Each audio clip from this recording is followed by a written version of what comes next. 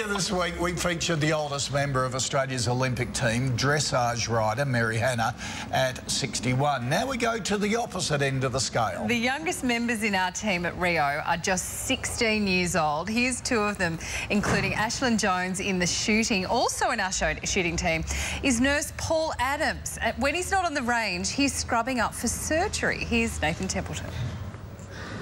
Aislin Jones isn't old enough to drive yet, so she still has to leave transport duties up to her father, Dave. But the 16-year-old is a girl in a hurry.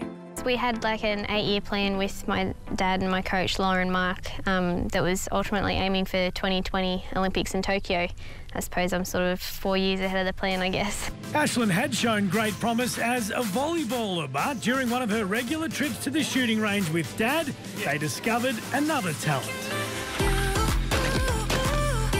When she was old enough, we offered her a go, and it was fairly obvious from very early on that she had a very good eye, and her hand-eye coordination was fantastic. That first shot was at the age of 12, and only 4 years later she won the national title and qualified for Rio, thrilling her schoolmates in the Victorian town of Lakes Entrance.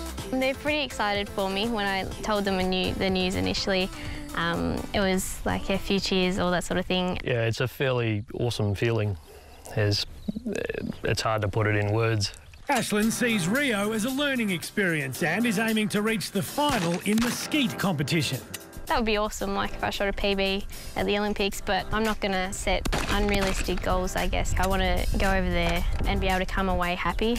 And that level-headedness will be an asset for a teenager in the chaos of the athletes' village. I'd probably have a few restrictions. They'd want to keep an eye on me and that sort of thing, but I'm a fairly independent person. I'm very mature.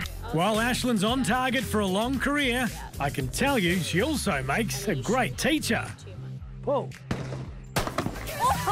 Oh, that was awesome. That was the first shot. That was awesome. 24-year-old Paul Adams is also making his Olympic debut in Rio. It's definitely a great honour. It's something you've earned, and I can't speak any highly of it. It's definitely a wonderful thing.